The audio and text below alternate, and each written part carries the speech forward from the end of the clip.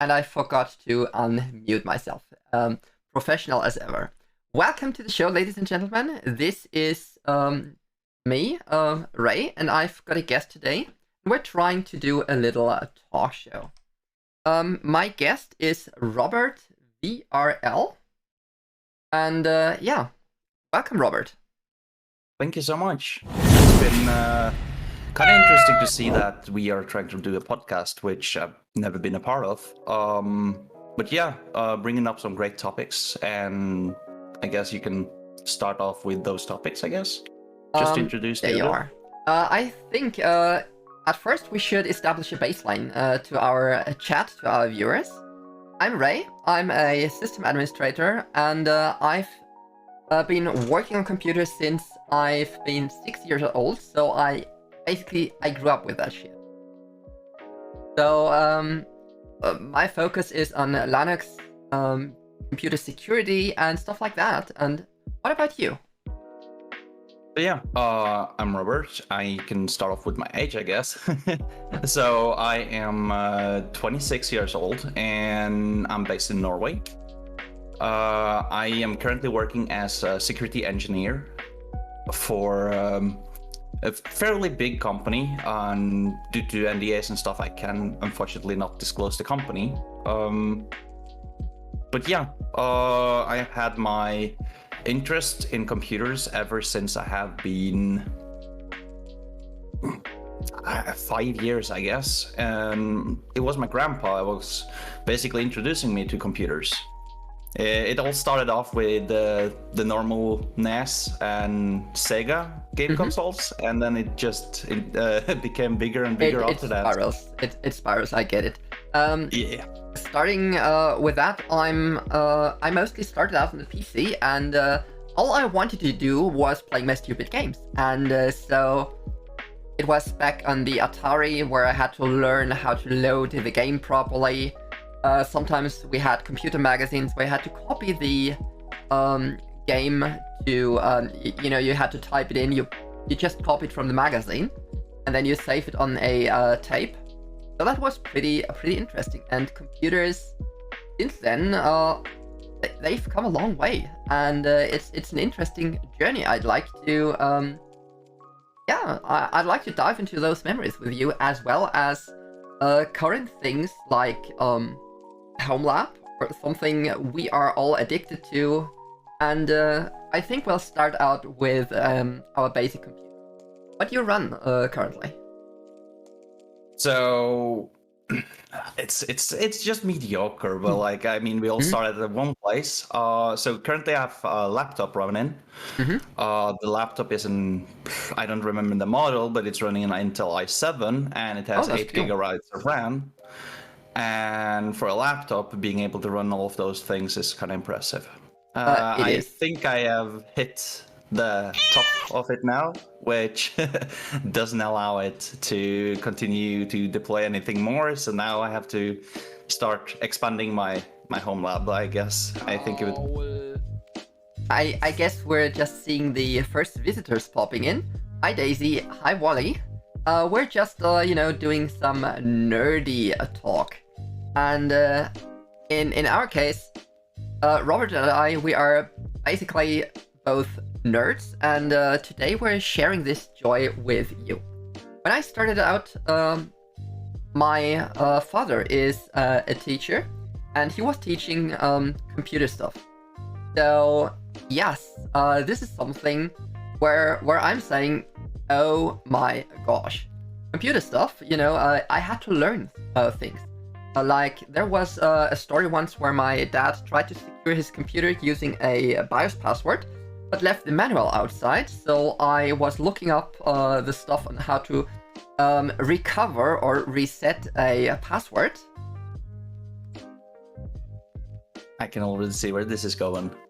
And then I had to basically break into that computer, and I've learned a lot on how to set up disks and stuff like that, because you had to do that in the BIOS, while today's stuff is mostly plug and play. Oh, we've got a new visitor here. Stetseed is asking you something. I'll bring it on screen. Um. Oh. Didn't you have a server lying around? He says. I remember you mentioned one, or was that for work? No, okay, so he's completely right about it. I do have a beast of a 1U rack server laying around, which is 128 gigabytes of RAM, and it has dual Xenon Intel CPUs. That's impressive.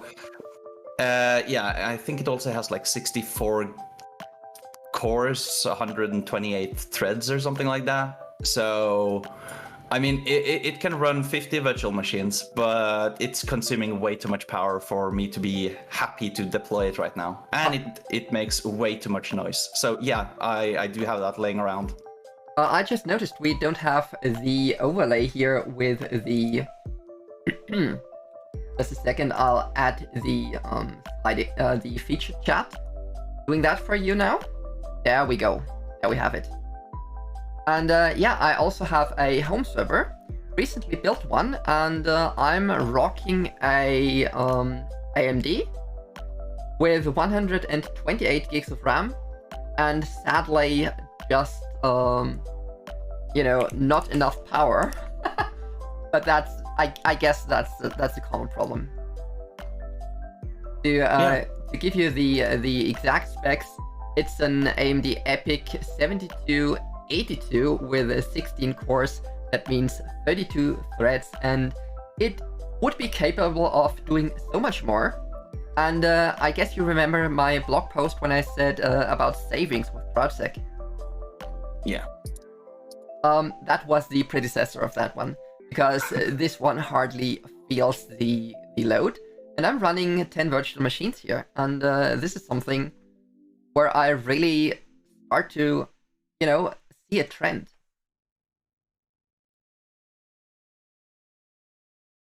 But back to our local workstations right now. I think those are the more interesting ones for now. I do run a streaming station here, which is a Strix made by Asus. It's a pretty fancy gaming/streaming PC, because I don't have the space for real machines here. So I'm restricted to 3 laptops on my desk and a huge ass screen. What about you?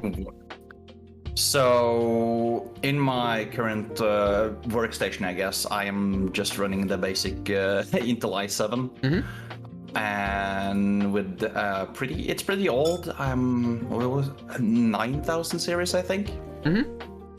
And it's not the K, or it's not like the unlocked one. It's the F version, so it's kind of. It's a beast. Yeah. It's okay. It works, and it has 32 gigs of RAM.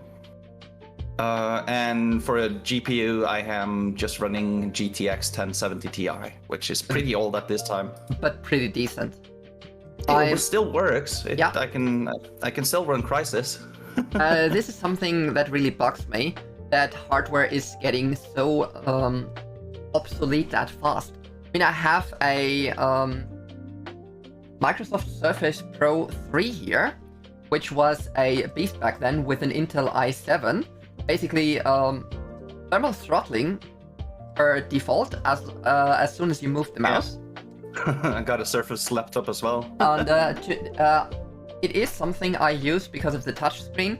With the 8 gigs of RAM, it is pretty something.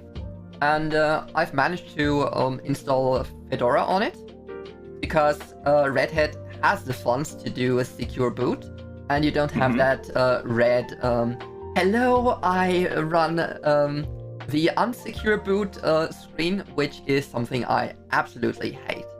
But it works, and it's my it's not used to what it's used to be, but it's a fun thing.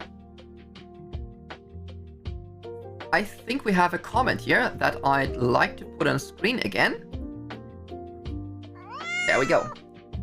Your new hardware becomes your daily driver, your old hardware becomes your server, and your ancient hardware becomes your router. I have to disagree with that. But I see the trend. It's a funny one. It is, pretty much. how do you tackle this? I mean, for me, that's not true at all, because if you see behind me there, you can see 2 antennas, and that's my recently bought router, actually. And my daily driver is a Fedora laptop at work, and my gaming station, my workstation, has become more of like a daily coming home from work kind of thing. So I do see this as a thing. You gotta, like, you always gotta do buying new hardware and all that stuff, but yeah, at the same time, it's not that extreme if you aren't a part of the core computer builder gamer kind of deal that always is gonna have the brand new stuff. It doesn't really apply to you as a person. To me, there is one thing that really bugs me, and that was the obsolescence of the 32-bit machinery, because that made a lot of cheap hardware router boards, like the PC Engine's Alex boards, obsolete, which was quite something where I had to get new hardware for those. On the other hand, a big sting for me was also the the huge sting that we had to suffer with the CPU box, you know, where you could read address spaces, and it's still not over.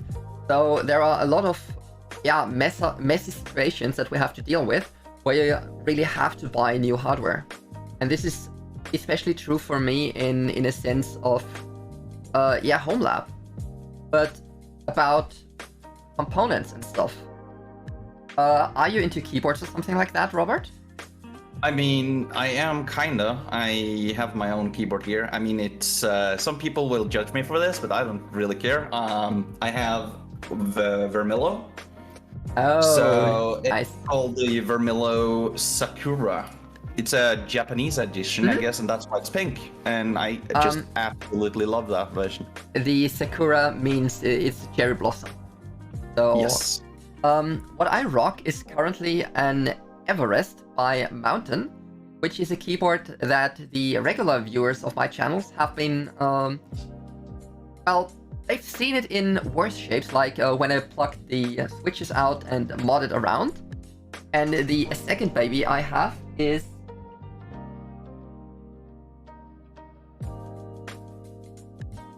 a sleek Keychron Q2, which is quite of a cutie, and I'm really astonished on how those things fare up. By the way, hi Talina, welcome to the show. To me, it's really astonishing on how much value you get out of those. Yeah, I was shocked actually how cheap you could get the Vermillo versus, like, let's say a Logitech. They are about the same price at this point. What I find, I used to run Razer keyboards, and it was a pain in the rear to just get them fixed up. I am a, well, should I say, violent typer or something like that.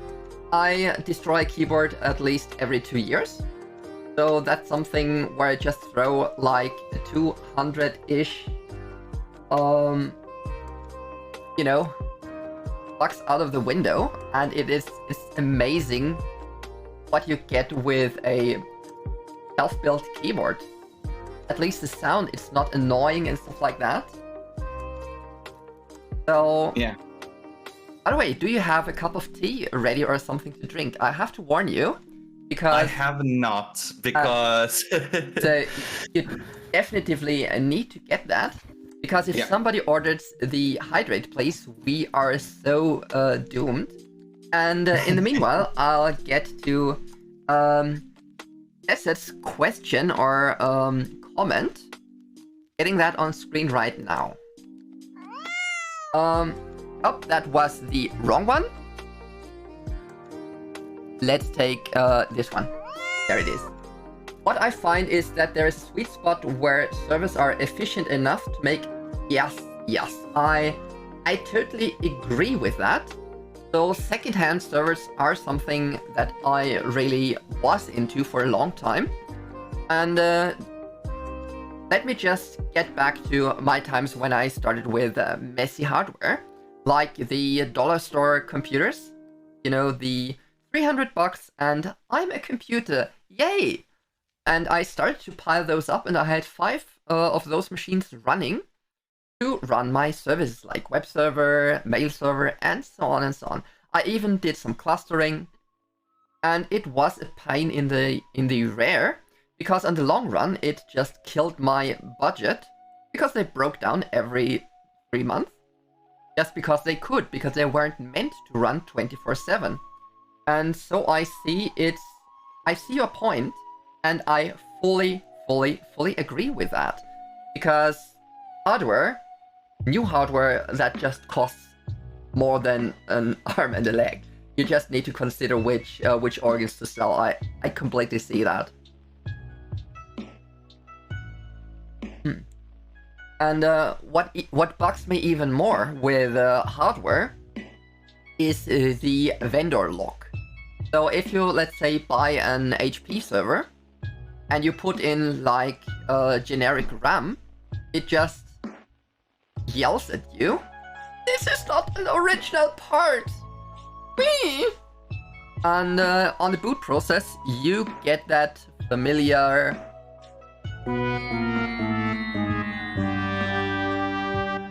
It failed. Yeah. And that's something that really bugs me. And so I started to get more into stuff like Supermicro boards. And they are great for really building servers. So I'm absolutely for that. Welcome back with your drink. I got a bottle, so now I'm ready. That is, I was just ranting about vendor lock-ins on servers, where you don't have the original parts they sell with their, pervert bonus, or how should we call that? I know exactly, because I have a HP server 1U at home, and I know exactly what you're dealing with. This is so... I was just ranting about HP and the non-generic RAM and it not booting, so... it is so... Yes! It is so true. We've got another that said best of, and he says, "I generally find that old enterprise gear gets tossed onto the market in a completely usable state. And you can get quite some time out of them. I have to admit, my server was 5 years old, the other one that I bought, and I used it at 10-ish years, and it still did a decent job. But Dell is one of those brands that doesn't actually lock you in. And thinking about computers, you know, everybody's carrying one in their pocket. Or the smartphone. Yeah, I mean, I do have a small kind of computer here, which is... Oh, geez, something happened on that. Well, it's called PinePhone. It is cool. PinePhone 64, and it's running KDE Plasma right now. Oh, shoot, that is... I totally envy you. And if you now just pull out a Flipper Zero from a drawer, I think I'll just rage quit.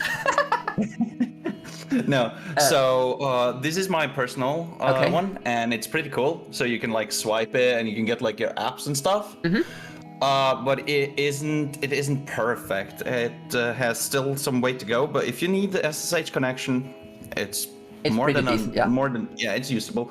And for work, I gotta touch this brand apparently for work.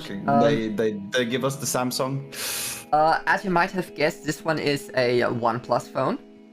Oh yeah, it's the 7T. I have one here. And I have to admit, those are a huge letdown. This is... yeah, absolutely. Talking about pain, because think about it. You have a phone. You are carrying a lot of personal data in your back pocket. So this thing is a computer. So my main concern is getting a good operating system on it, getting things fixed, and not being locked in, because this is something I really fear. Well, OnePlus was recently acquired by Oppo, I guess. Yes. Or were they related all the time? I've always been somehow related, but they were just recently acquired. Yeah. And the 7T was the last phone I found to be sane. They ditched the beloved slider, which I really love, because you can just switch the phone to silent and say, shut up and be gone. I got it here. Yeah. On the side. Same. I have a OnePlus. Same. It is something I really, really enjoy. But the last Oxygen 12 update is kind of for the lack of a nicer word, let's call it a clusterfuck. Yes. And I recently flashed Lineage mod on it just to get it back into a usable state with the most recent security updates. So, what are sane brands? This is a big question that is bothering me for some time. I mean, you could call Google Pixel a sane brand, but only after you have installed like something like Graphene OS on it or something. You know what? Let's talk about it the other way around. Which phones do you dislike? For me, a absolutely no-go phone is the Samsung phone, because that thing has that Knox as a security feature, which is not a standard. On the other hand, what I dislike about them is their UI stuff, the libraries. Let me just fix my camera for a bit. There we go. And it just bugs me that you get that extra load on it. It feels like you've got a fast sports car and have a caravan trailer rigged up behind you, and it just doesn't feel as good as it used to be. Plus, I hate it if they mess up the UI with custom stuff, because if you're looking for a setting, I know where to find it for the last 20 years, and then it's just gone with the wind or hidden in some dubious menu. This is kind of hard to take in, right? Yeah. The clusterfuck, as we call it here, is the problem with Samsung is that they are nesting their menus, and they are nesting inside the nest, and they just keep on nesting the menus, and that's a big no-go. I mean, for me, believe it or not, the phone that I have started to dislike the most is Huawei, and why is that? Their menu. Okay. I'm coming from a security perspective, and not from, or actually not a security perspective at all, a privacy perspective actually. And the privacy perspective of Huawei is that they are not private at all in any way, shape, or form. I used to develop on a Huawei Lite. It was a 7 Lite. And I wrote a port of Cyanogen mod and wrote me some drivers and got that running. And it was kinda messy.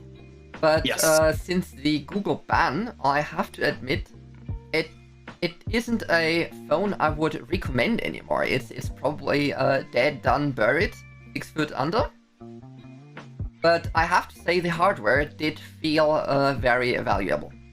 Yes, of course. The hardware was really good. Thank you for the follow.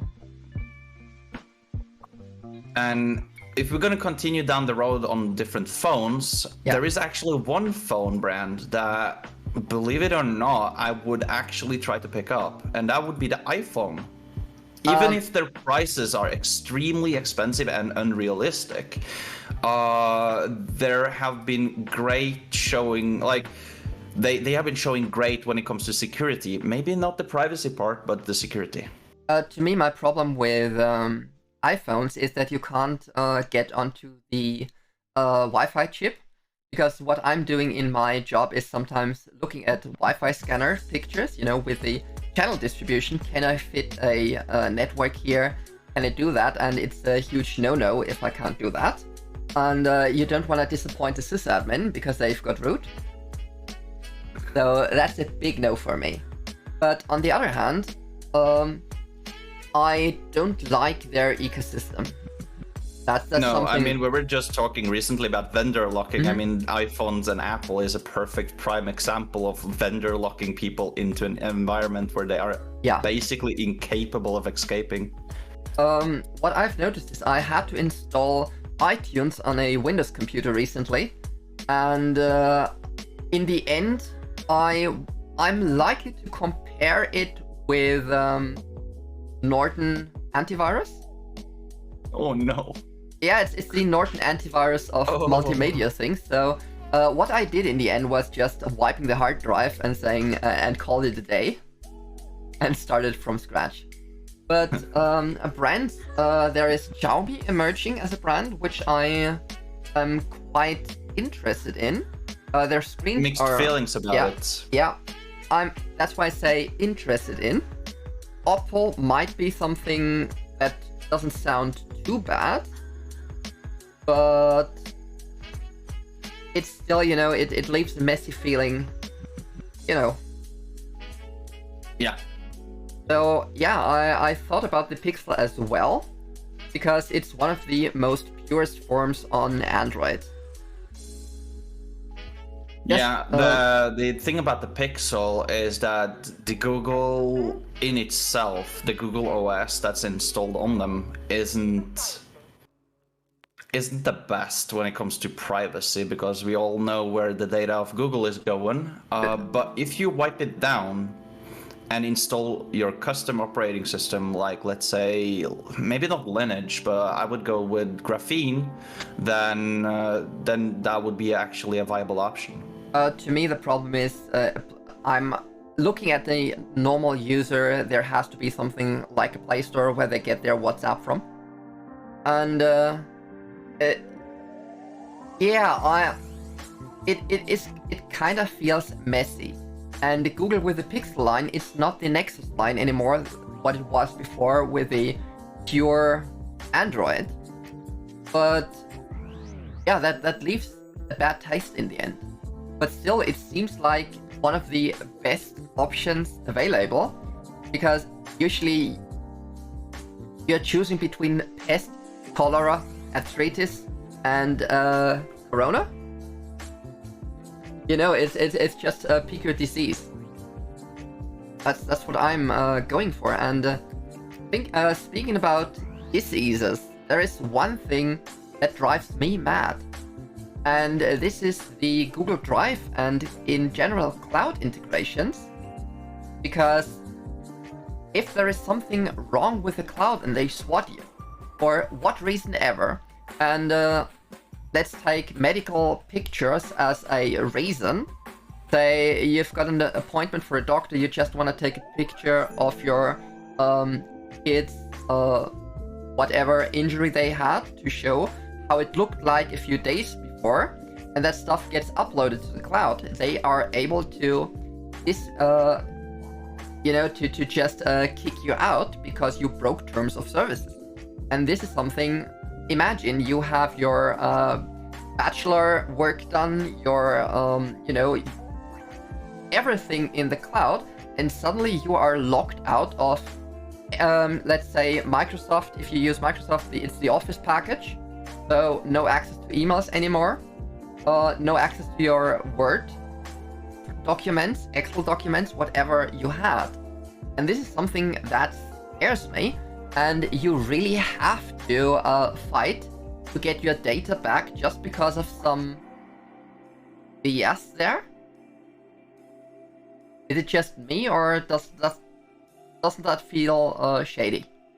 So the thing about, like, especially that because that actually happened in the Google Drive ecosystem, about the guy going with the hospital with the son or something, took a picture, uploaded to Google Drive, I think, and got immediately smacked and removed from the platform. And it was exactly as you're saying.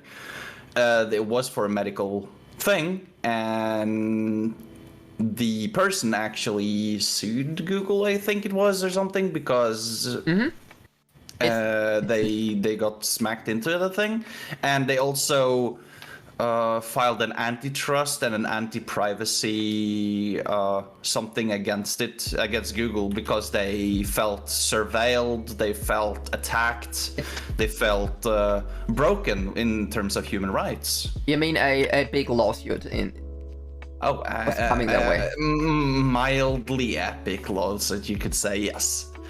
Is it still going? I have no clue around the news around it, but it is something. There is an actual thing. When I had my talk on the Linux Day in Dornbirn, introducing CrowdSec, this is where we know each other from. I was starting with an introduction like, guys, I'm guilty of reading the terms of services on some services, and this led to me self-hosting a lot of things. And this is why I need security, and this was something where I really say, it makes me sick to see how much data is leaked out there for the average user. And you've got something very, very annoying out there, and this is a link called Reset Your Password. This is how many celebrity photos got leaked and stuff like that. I remember there was a case with Paris Hilton where her backup question for resetting the password was the name of her dog, which was common knowledge at that point. I will send you all the articles. Yes, it's still going, apparently. Because that's interesting. I think this is something we'll definitely look into. So, I mean, we can't mention the CP, but we can tell due to Twitch, I guess we can only say CP, and that's the viewers need to understand what that means due to TOS. But yeah, let's say now, they got alleged to doing nasty things with children. It's actually under the COPA ban. Yeah, so basically it is a huge thing because that shows they have the right to delete your data or to remove you from the platform. And this is something where I start to look into the Home Lab, and especially Nextcloud, OwnCloud as it was before, and it helped me a great deal. I've got... my goal was to get all of the relevant data off my phone as quickly as possible, so I could nuke it, in theory. Yeah. You know what I mean? Mm-hmm. It is something where I say, if I take a picture, the Nextcloud app uploads it to my server and it's gone from the device. Not physically gone, but it gets overwritten and stuff in the next cleanup cycle. But it is basically safe and sound on my server. And this is something that I really value. I can re-download stuff if I need it. If I'm doing a presentation and I forgot the slides, I just fetch them from my cloud. And this is something that gives me a great deal of freedom. Especially in the times where you have something in Google Drive, you have something everywhere. And there is just a good message coming in from our good old friend. Stetson says, the cloud is just somebody else's computer, and you have no power if they decide you no longer can use, then you are screwed. And I know a different saying. This is, cloud also means rain. And if a cloud breaches, it rains. So, makes sense, yeah. To me, it's also, if you're in a data center, you are often collateral damage. What do you think? Collateral damage, yeah, you could actually say that. If you're already in a data center you're not supposed to be inside of, you could be collateral damage. Yeah, absolutely.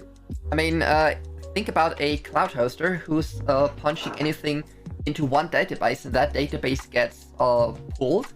and then they data of all of their customers, let it be 1,000 customers, are just in their hands.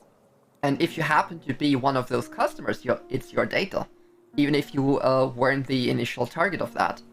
And so I want to address the topic of security again, which is something CrowdSec helped me a lot here. And to me, it's if somebody whacks my computer, wastes my resources, I'm getting kind of angry, especially with the power prices right now, with the electricity bill going up. So absolutely, this is something I've written an article on the CrowdSec blog about that, and I think I can link that. Just need to find it again. There we go. And it was kind of, one of those days where you say, is it the real thing? What happened? I was looking at my computer, seeing how the data usage got down, and I could fit in another machine. That's crazy.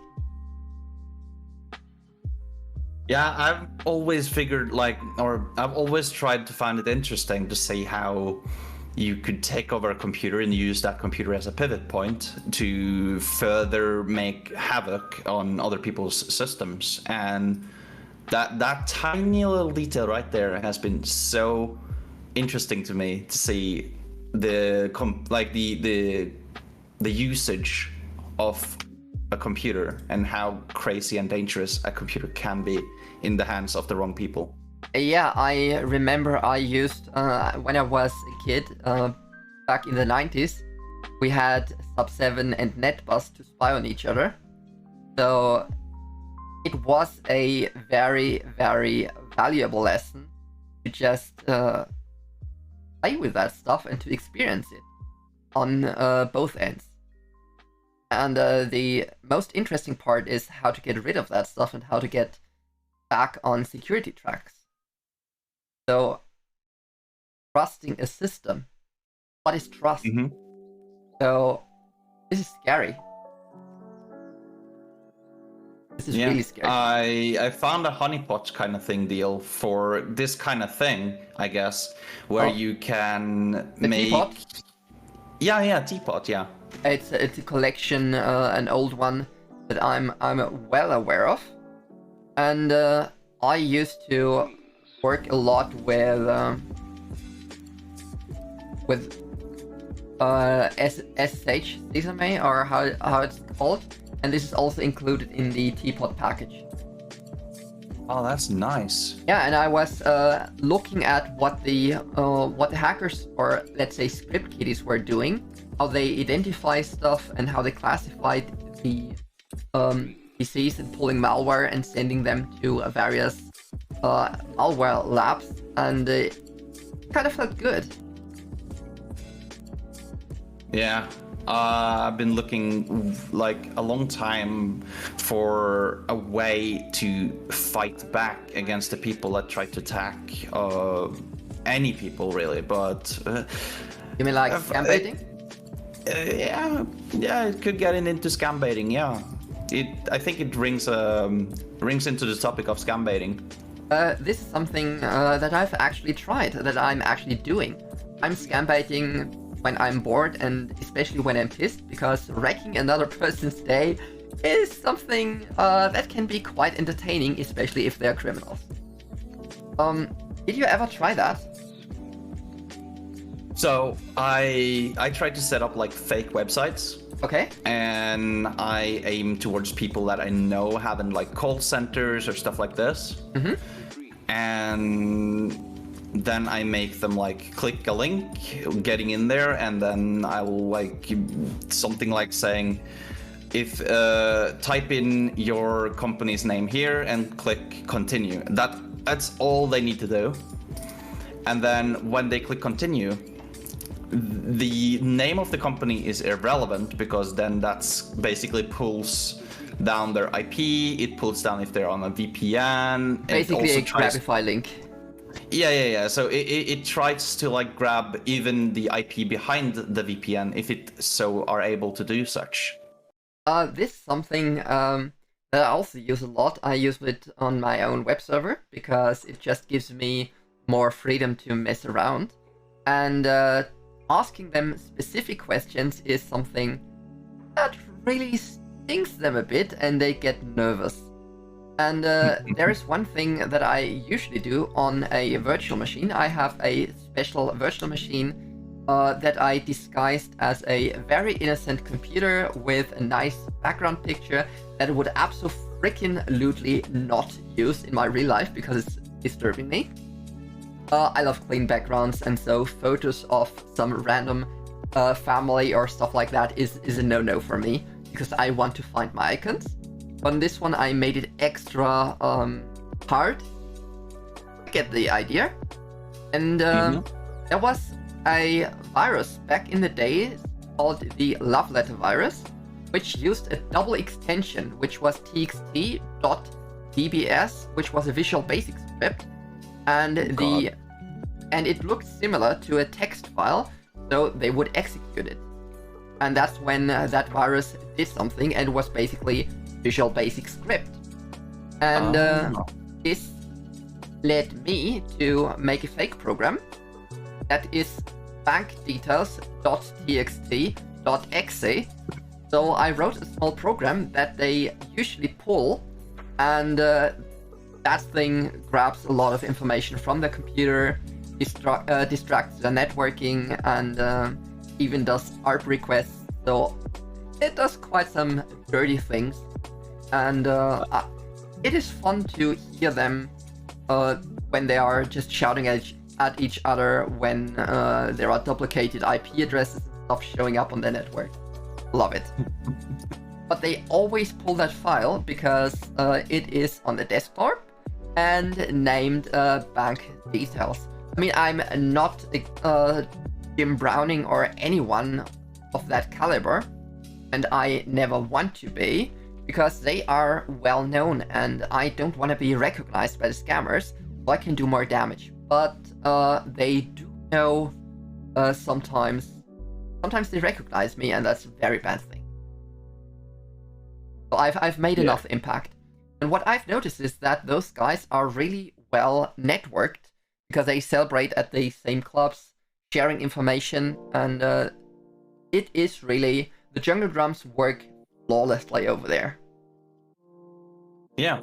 I tend to like make up fake people. So I go to like thispersondoesn'texist.com and I just pull up pictures. Yeah, me too. And like that's perfect if you have like a few people and you have like a few like images, you can put them together and you can make like a family photo. And this is something I love to do with really working with deepfakes and stuff. So I actually made those people talk.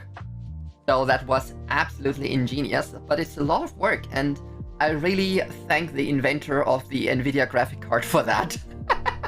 CUDA is such a blessing for that stuff. Yeah.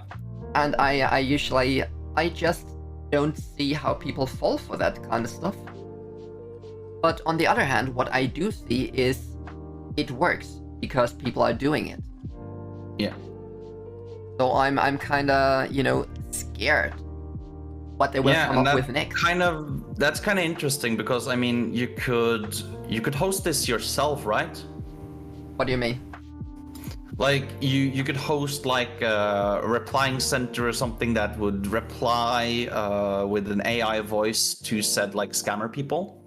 I wouldn't do that because what I love to do is really confuse them, get on their nerves, and an AI couldn't do that. True. That's true. Because what I've learned is the most effective thing is social engineering. That's the most effective way, yeah. It is. Yeah, you don't need to break into their networks. You just need them to download one executable and run it and show them, let's say, a broken file. And then they try it on a different PC, and boom, you've got two infected machines. So this is something that is nice on scammers, but you get a lot of information, and we already nailed some down to some call centers. We know the address, we know the webcams. So it is something... The webcams are fun. Always fun with a webcam. True. But I have to say I don't speak that dialect. So I'm mostly, relying on third-party people to just translate that stuff and extract that information. But it is so brain damaged of those guys. Yeah, it really is. I mean, it's probably their way of getting money, but it's not the right way. And it's definitely this is not the our right way. Yeah. And this is our way to make them pay for that, I guess. Yeah, even if it's self-service law, in that it's a vigilante action, which isn't good. I mean, we're shooting back, but it is something that we can do to even the playing field a bit. What I always think about is, if they are annoying me or I'm annoying them, it is I'm binding that person and preventing them for scamming an old lady. Yeah, absolutely. Speaking about the biggest one, I guess I'm just gonna finish up on that topic. I guess finishing off with just that is like, I have myself been witnessing older female ladies saying, but I only want to pay for my Amazon subscription. I don't want to be a bad person not paying for my Amazon subscription, and that's like, most likely an old lady wouldn't even know what an Amazon subscription is. So yeah, exactly. And what I really dread about it is how they abuse computers. And speaking about abuse, how do you protect your server? Is there a special setup you're running? So I started off early with Feldban, and I am pretty sure most of people just used Feldban. But I mean not just CrowdSec or something like that. I mean architecturally. Architecturally, well, I mean, I tried to do virtual or VLAN, but I ended up saying, nah, I'm not. I don't have a big enough I don't have a big enough network to even care about maintaining a VLAN. So I just scratched the idea and just run plain. But what I did is put my network behind another NOT. So it's basically double netted, and we all love double net, don't we? Double net is known to cause problems, yes. But there is something I've learned a lot. When I'm a Gentoo user since Gentoo existed, so that's back in 1999. And Gentoo taught me one thing: customize it, make it your own. And the most valuable lesson is think about what you have. Think about what you use, think about what you want to use, and then you have the choice. You are not forced to do something. And this is where things like Linux partitions come into play. You can mount a partition with no executable files on there, so you can't execute files sitting there, which is perfectly for a log partition, where you just dump your log files, which is something I did before really going into virtual machines, because that's all I knew back then, and we're talking about 1998 at that time. Yeah. So a lot of things that I've learned back then was just because I was playing with it, how to make breach harder. And this is like if you have got temporary files on a web server, like session cookies stored somewhere, the other part of the cookie, you have to have that somewhere where people can't execute stuff, no matter how hard they try. And this is something that saved a lot of web servers that I admin for, because of customers running insecure software. So almost like a CH root kind of environment. No, not really. it's more like think about it like a PHP script needs to be executed to actually do stuff, right? Okay. And that PHP script, thinking about bulletin boards and stuff, they might have security holes. And now people upload through that form not the avatar they're supposed to upload, but a malicious program. So that file ends up in a storage, in a temporary storage on the server, and usually due to an exploit they call the file from there. And this is something I prevent by the no exit policy, that the temporary file isn't able to be executed in a normal way. That's a nice way of preventing, actually. Yeah, it's just one of those techniques. This is also something that I really admire on Gentoo, because every system's different. It's like, think about it on Windows. Malware is just so popular because every system's the same. So write once, run everywhere. It's a pro on software, but it's a drawback on the security perspective. So I'm just learning from that, and then I recognized I could encapsulate services that I have lesser trust in a CH root, as you mentioned, and CH roots aren't what I really love, to be honest, because they can be hard to maintain. Yeah, that's where I opted then to go for a virtual machine. Okay, yeah. I mean, for me, I usually don't go with virtual machines at the core. I go with containers. Why is that? I find them way easier to maintain. Okay. That's my deal on it. I use on the top level. I use a plane, or like a control plane, which is called Portainer. Yeah, I know Portainer is. Yeah, and all of my deployments are put on GitHub.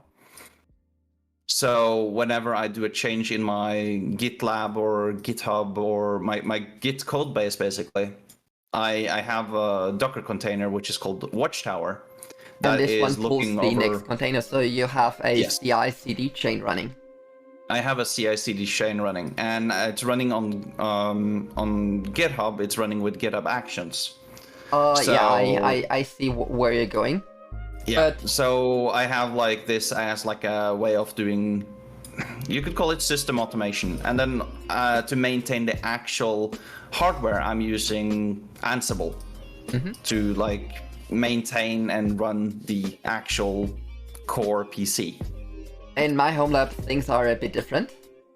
I'm running a lot of virtual machines, and I've got one virtual machine which is dedicated to Docker.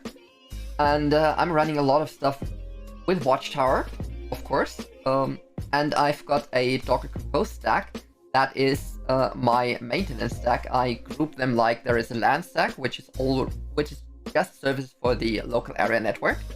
A management stuff that runs my infrastructure, like Watchtower, Portainer, you name it. And then a public stack, and also CI and CD stuff in a different stack.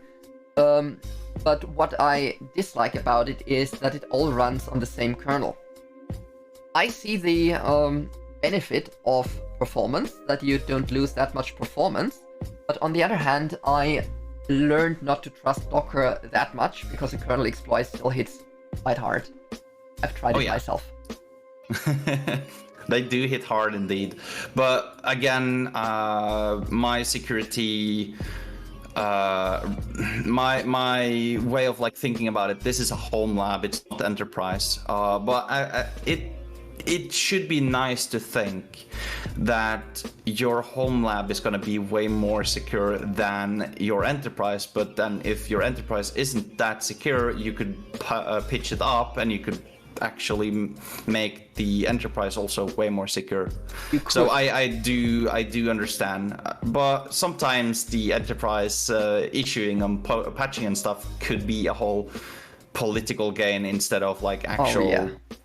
And I don't really want to go into the topic of political stuff in an enterprise environment because that can be talked about for hours. This is one of those things where I usually get quite creative. I remember there was a political discussion whether to use a PBX or not going with a PBX for the time that was back on 2000. I was like, yeah, I'm totally for voice over IP. If the phone breaks down, I've got my peace of mind to fix it because nobody can call me. I'm totally for it, and the discussion was done. But I'm not always lucky to be in that position. And this is something where, say, if things are political, this is where I'm out as well. It drives me crazy. I mean, speaking about a recent political disaster, I know about a famous speedrunner who's just trying the game of wreck your company in less than a year. I guess you know who I'm talking about. Heard some names, yeah? Yeah. Was it Melon Tusk or something like that? Sounds about right, yeah. Melon Tusk, I guess that was Mastodon, where everybody's running now. But this is something where the political game just kills me. But back to security, you are running Docker, you say, so you're mostly running Kubernetes, I guess?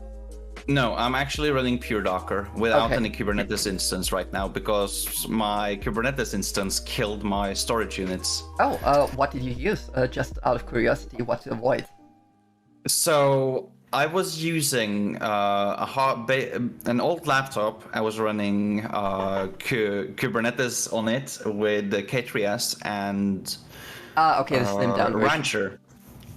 Yeah, so it was Rancher Labs, Rancher UI with K3s, and together with it, I was running Longhorn for the storage units.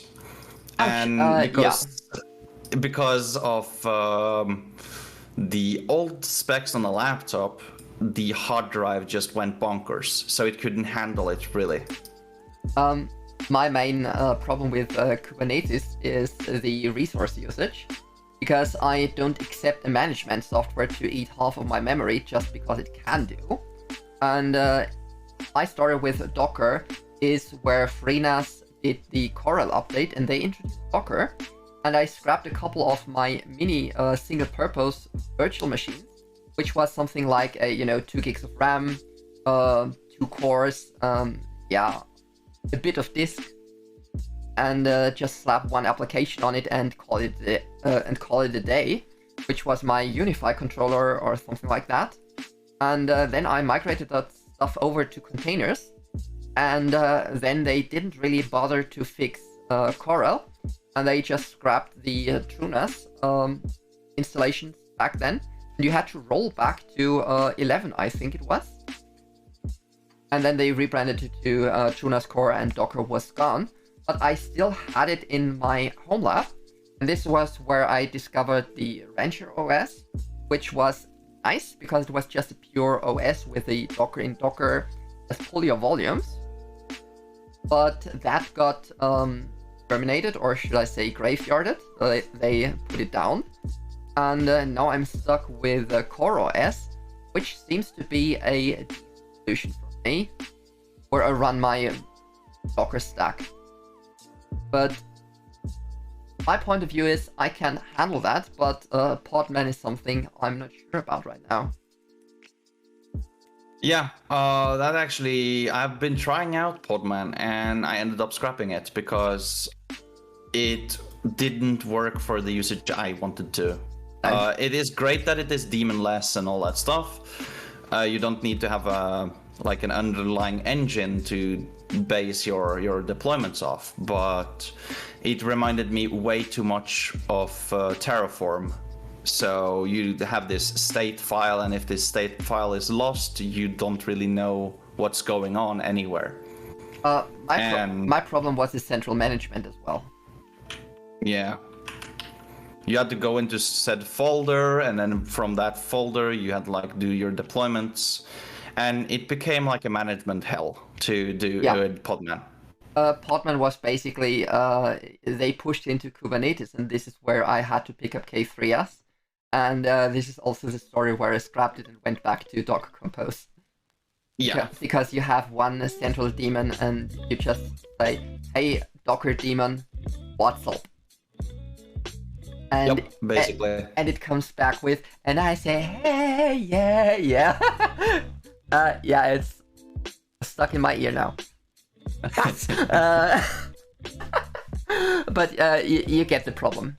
And so to me, I see Docker nowadays also being a lot of I see a lot of abuse on Docker, especially on consumer hardware like a Synology NAS.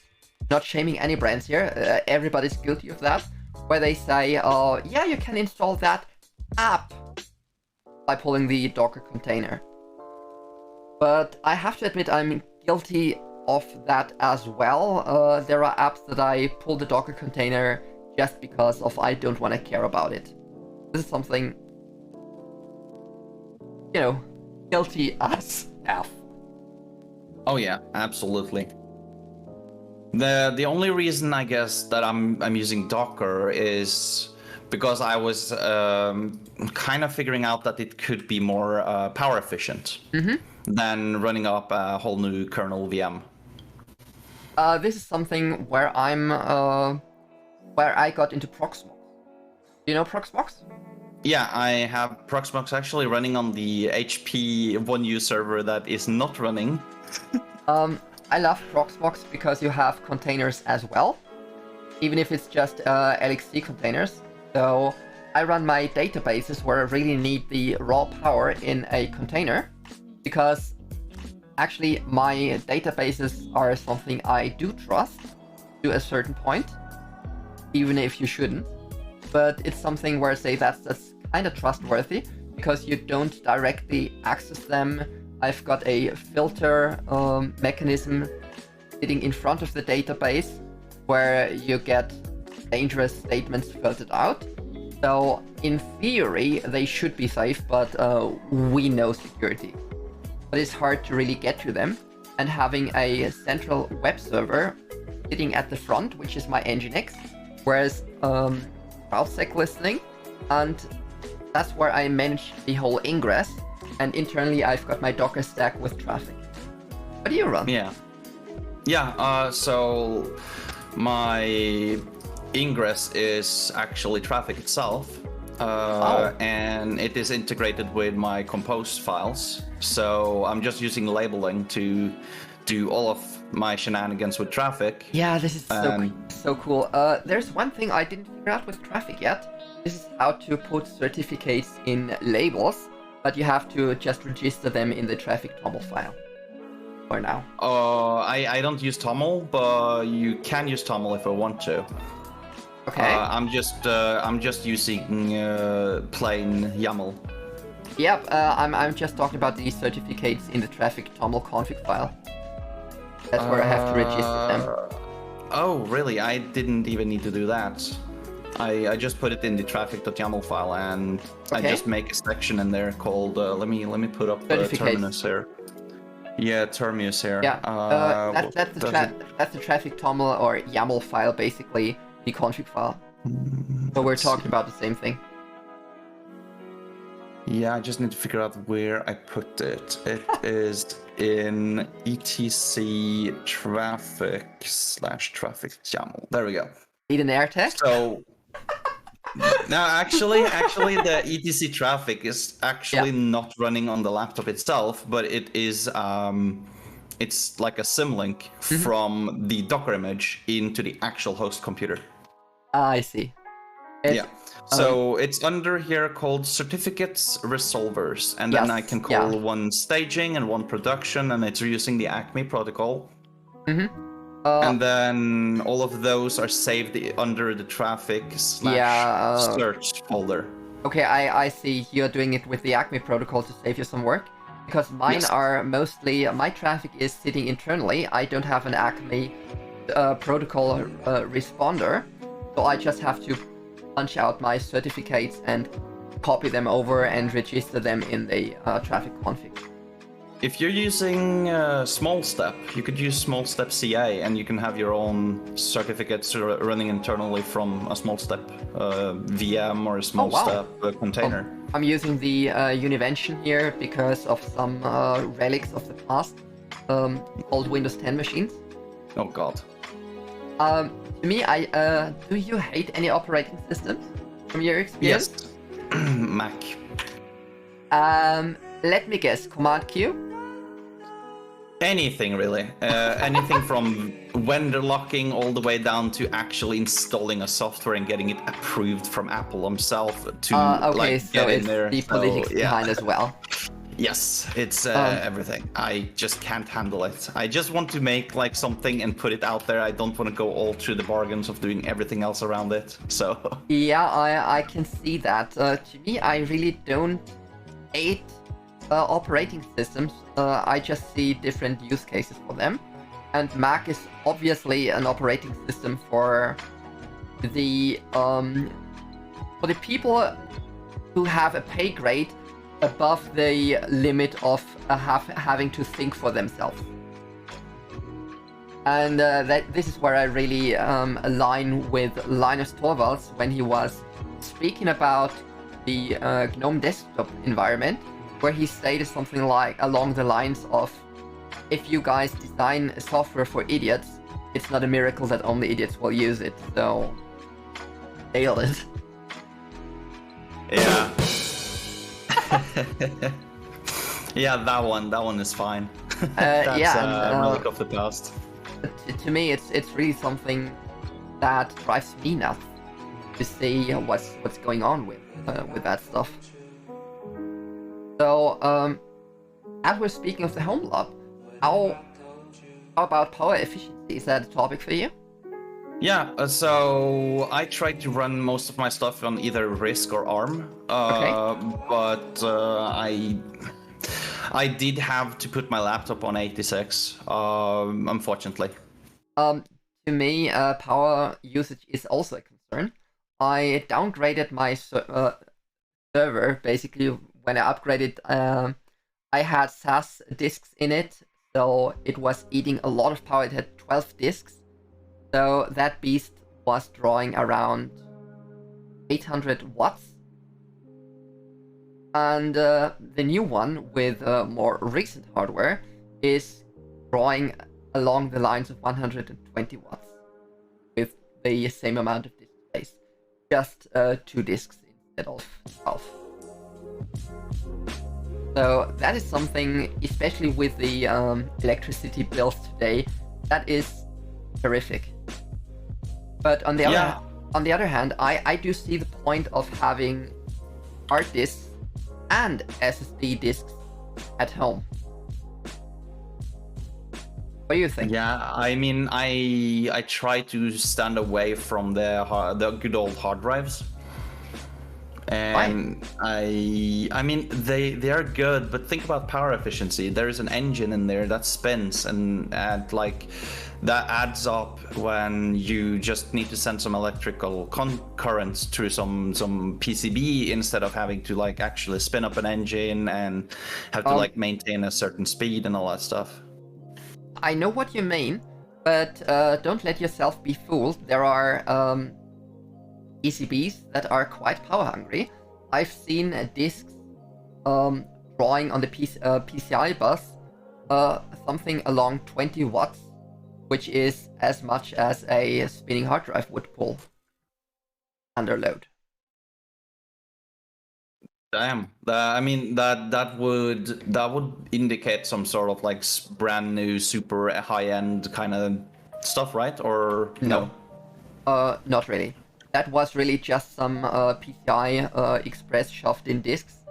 And to me, power efficiency is one thing, but on the other hand, I have a huge storage demand, Because if I'm recording a video for YouTube, I need to get that raw material something stored, and that stuff needs to go on a disk.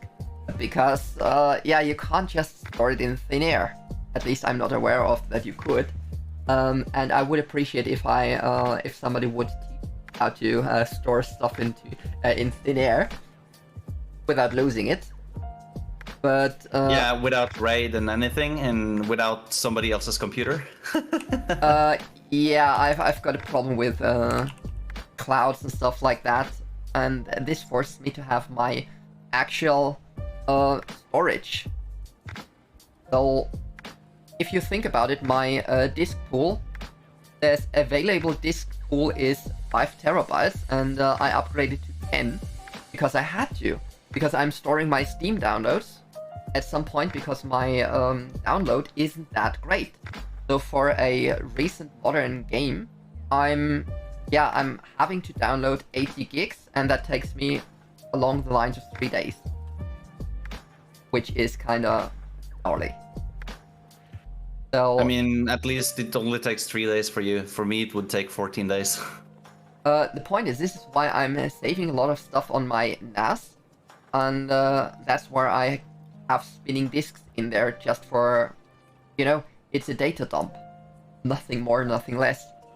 And about efficiency, I used a lot of Raspberry Pis in here, but I think there is a new trend in here which is called chip shortage.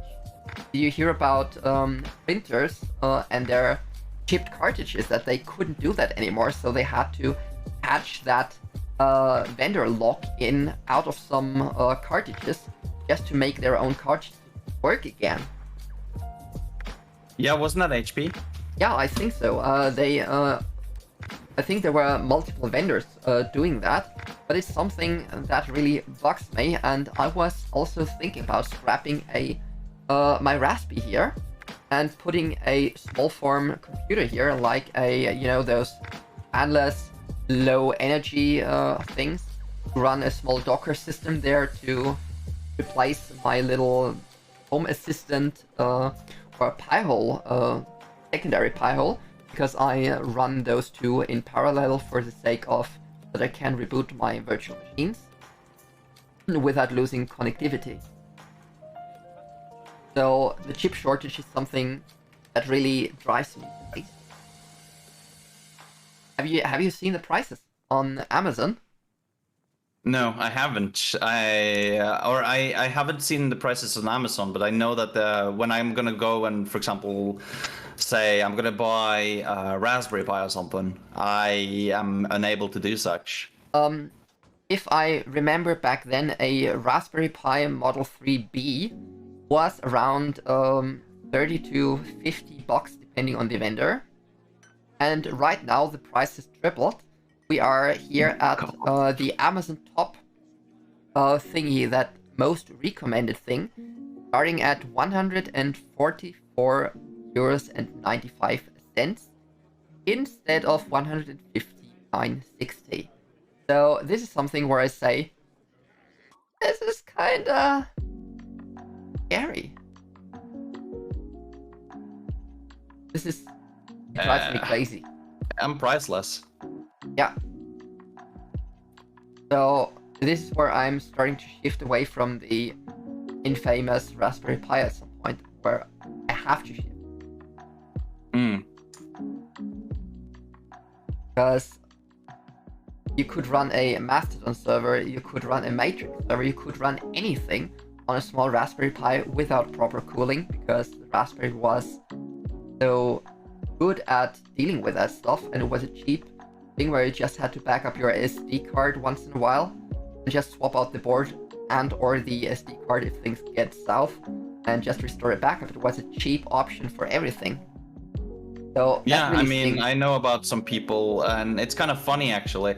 I know a few people that has like, I think 15 Raspberry Pis or something, and they are running a fully fledged Kubernetes cluster. Yeah, it's a cheap computer. And I'm even guilty of running a Poundagotchi just for the funny face. and experimenting with that stuff, or making a surveillance camera for my server that I know if somebody enters the room and messes around with my server. You know, just to have that track record in my own room. Yeah, let me guess, Home Assistant or something? That and Motion iOS. Motion iOS, yeah, that's the correct term. And stuff like that. So really, really cool stuff. But that thing is, I had to move my Pi-hole from the Raspberry onto my Docker stack to really deal with the shortage. Yeah, that was for me as well, because I was running Pi-hole myself. Now I'm dwindling still. I'm kind of dwindling between Pi-hole and AdGuard Home. There is some features in Pi-hole I can't live without, but there is some features in or in AdGuard that I can deal without having. But like Pi-hole, it's been trusty for a long time. Yeah. What's about Pi-hole that I love is the teleport features. You can easily do a backup. You can add multiple lists at once, and you can really maintain that thing. Whereas AdGuard drove me crazy. I tried it out on my TrueNAS core, and I had to basically do a fresh setup every time I did an upgrade. And I couldn't even properly sync the lists, which I could on Pi-hole. So on a Pi. Or a Pi-hole in Docker. It's just something that really drives me crazy. Yeah, when it comes to storage, I've had some issues with Docker. But I think I have messed around with Docker enough to basically know what to do in the storage kind of things. And when it comes to why I like Docker so much is because of the Docker networking. And the Docker networking is the core thing for me that makes it different. Would you mind getting a bit deeper and explaining that Docker networking? What's so cool about it? And I will grab me another cup of tea, and I'm back in a jiffy. You've got the show. Yeah, sure. Hey, sure. So for me, when I do Docker networking, is I put it up as 3 layers, I guess. Without being able to draw on the screen, it would be kind of difficult to explain. But you start with like a proxy front. And then in the proxy front network, I would put my traffic, I will put all of my non-critical stuff. I call it the zone red. So it's the stuff that first interacts with the outside world. So my traffic server for HTTP and HTTPS, although I do try to stay away from HTTP as much as I possibly can. It is for my 22 that's my SSH. It's for my VPN, and yes, I am actually been able to run my VPN through traffic and then basically safeguard the VPN server in Docker behind the networking. And then that stuff then just opens a UDP port in traffic and then allows any VPN traffic in there. What kind of black magic are you doing there? I literally do it in a similar way, where I have my ingress Nginx, and then I split off from there. So I don't see really an advantage that every container or every stack runs their own network. But I guess we agree on disagreeing on that. So they don't really run on a different network. I have 2 networks that I main those 2 networks, and that is my proxy network, which is the front facing, and then I have my trunk network.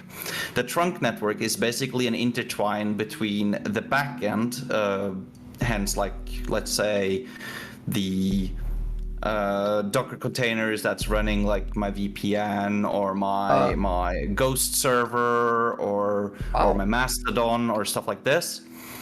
But behind there, I have the green zone, which is called Secure. I just call it Secure. And that's where I run my database or my like important stuff, like I guess my Portainer instance and anything that isn't. It's never supposed to hit the internet, and that's why I put it like 3 layers. Makes sense, but I think it also it would make sense to break it at some point, just for finding out how rock stable it is. How to exploit it's for now it's rock stable, but it probably has some flaws somewhere that I am not currently aware of, because everything can break if you wanted to. Yeah, it's something. It's my way of learning. When I had to learn some kind of new software, I put it on my home lab and tried to break it there, and this is how I really messed up a couple of Exchange servers and learned how to fix them. And Exchange. Don't get me started. Don't get me started. Yeah, don't get me started. I guess we have our favorite things there. So speaking about Mastodon, did you use Twitter at first? Yeah, funny stuff. Twitter. Oh God. Yeah. So you did use it. Yeah, I've been using Twitter like actively for like a pretty long time, and Twitter's been like my main course of like interaction with other people outside for a pretty long time, and it's been a way to like market the stuff I do. And I mean, of course, Twitter hasn't been the best platform, I guess, where I've been most active. And please don't shoot me for saying this, but I've been way more active on LinkedIn than anywhere else. I see. It's the business platform, Facebook for business, as we could call it.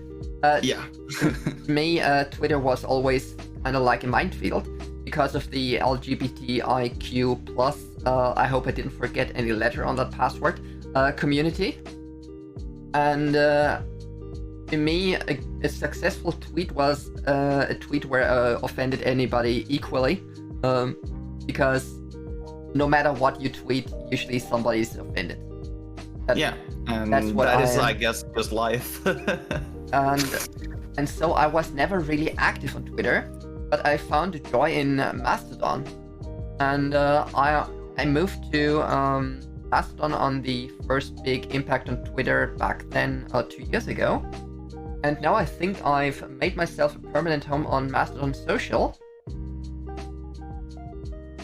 I even tried to run my own instance, but at the end of the day, it was like, do I really want my own instance? And right now I'm saying probably, maybe, or maybe not. And maybe there will be something like a CrowdSec instance for ambassadors or hardcore fans of CrowdSec. Wouldn't that be cool? That would be really cool to be able to set up and host that stuff. Indeed. I'm also been kind of like iffy about like self-hosting Mastodon, because I've heard that it can be maintenance intensive. Yeah, kind of maintenance intensive indeed. And also when you brand up your own Mastodon server and you want your server to be intertwined with other people, you have a set TOS to follow up on, and kind of because you need to moderate your people and your instance. Yeah, and that could be really, really big. To me, my main concern why I did cut my Mastodon server short was like, I mean, I love the following the local feed on the server. This is why I would love to see a Mastodon server on CrowdSec, because having a lot of like-minded people around CrowdSec would be around the security sector. That would be so epic. But on the other hand, I have as you say, it's really sometimes quite fragile, and what to do with updates and federation and stuff like that, it's a big question. Yeah. So in the end of the day, I really stopped maintaining my own Mastodon server, and I moved into a Mastodon community called infosec.exchange. Oh. And it's as it says, it's about infosec, and it's great. It's a great place, and they haven't locked the doors yet, so you can actually register yourself. Places like Mastodon Social and Mastodon World has now closed the doors because they have too many people on their own platform for their equipment to keep up with what's happening. It is amazing. I mean, if you look at the story, it is brain damaged. Musk fired half of the stuff and noticed he fired too many, ordered some back, and now he's doing a shit show. This is something where I'm just asking myself, what is happening? And it is really a speed run where everybody's escaping from that management situation. Yeah, he also made a fancy little tweet about like, what was it? Yeah, I fired these people and then I was stupid and then I rehired them. He said like in a Twitter post. It's like the biggest facepalm. With a facepalm, I guess I can put one in here. What I found mostly bizarre was that they locked down the Twitter HQ, that people couldn't do shit, and that people noticed that they were fired when they couldn't log into their Slack communication or email and stuff like that. So there is a lot of insecurity here, and it's not a miracle that people are just running. This is kinda so scary. Would you return to the company that just fired you? Just asking. Yeah, it's I wouldn't return. These people are super loyal to their company and brand. It's nothing to do with who owns the business. Mm-hmm. And these people love what they do at the company, because if they didn't, they wouldn't return unless they're getting a hefty increase in pay. Let's just say they would really have to do something. I wouldn't return if they fired me. It would be something where I would react quite salty. And of course. Speaking about that, I think his position as chief twit, as he called him, a couple of days ago, is pretty accurate. He's the dumbass of the year. I'd say he might have even studied Putin's behavior, because Putin is the man of the year for NATO. NATO has had discussions with Norway, Sweden, and you guys up there. And actually, you are actually thinking of joining instead of staying neutral. So maybe he did learn something from that. Yeah, I've also heard that Finland and Sweden has been really thinking about joining NATO. Us in Norway has been in NATO, and the leader of NATO is actually Norwegian. Mm-hmm. So absolutely been a weird year for what's been given this year. It's been weird. That's the only word I can say. Because nothing in this year feels normal when it comes to the geopolitical everything that's been happening around. The havoc in America, the havoc in Ukraine, just everything has not been the same ever since.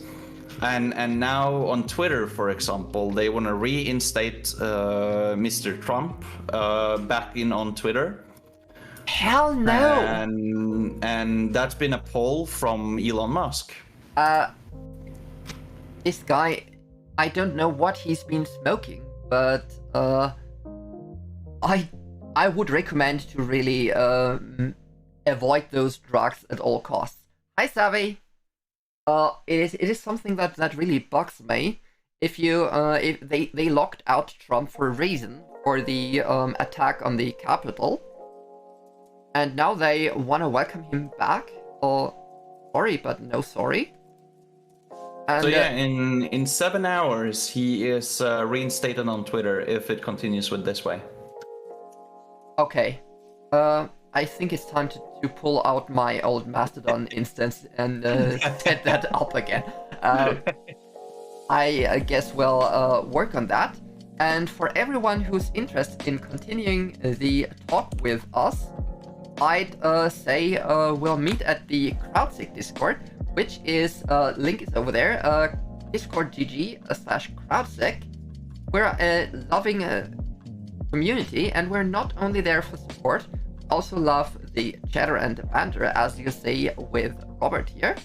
And if you want to discuss things with us, or if you want to be on stream with me, having a decent discussion, feel free to.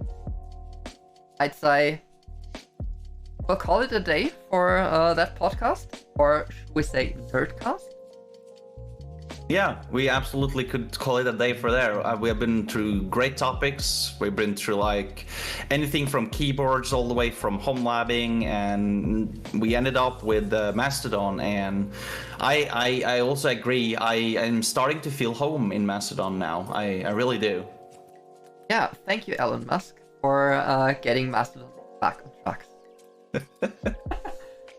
All right, thank you, Robert, for being my guest, and I hope to see you soon on maybe another episode of our epic NerdCast. Yeah, it was great being here. Thank you.